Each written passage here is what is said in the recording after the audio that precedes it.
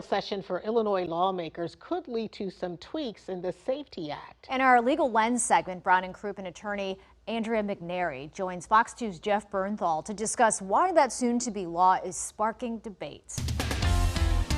Well, Andrea, this is an issue that's there's been a lot of debate about. We're talking cash bail and in Illinois, the Safety Act. What exactly is that?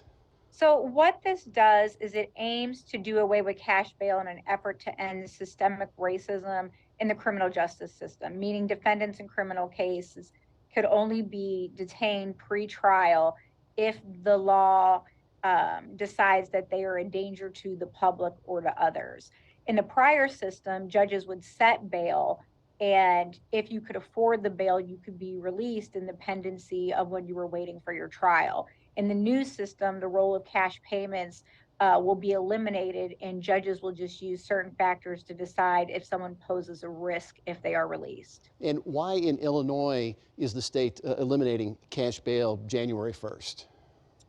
Well, proponents say they're really eliminating it to get rid of some of this underlying issue and problems it creates for people that cannot afford bail. If they are held and they can't afford it during the pendency of a trial, they can lose their job, they can lose custody of their kids, and there's a higher likelihood they'll be rearrested in the future.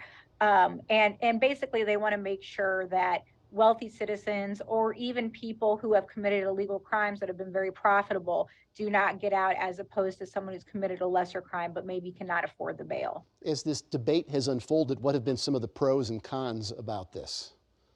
Well, some of the pros would be that it's not focusing on someone's ability to pay. It's really just focusing on whether they are a danger to society, to others, to themselves, and that's what the judge will consider going forward.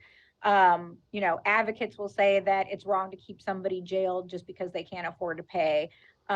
Opponents say that it could lead to issues with public safety, increased crime.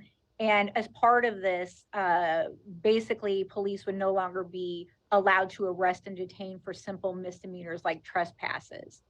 Andrea McNary with Brown and Crouppen, we appreciate your time with this week's Legal Lens. Jeff Bernthal, Fox 2 News. And you can catch the Legal Lens on Fox 2 every Wednesday at 6 p.m.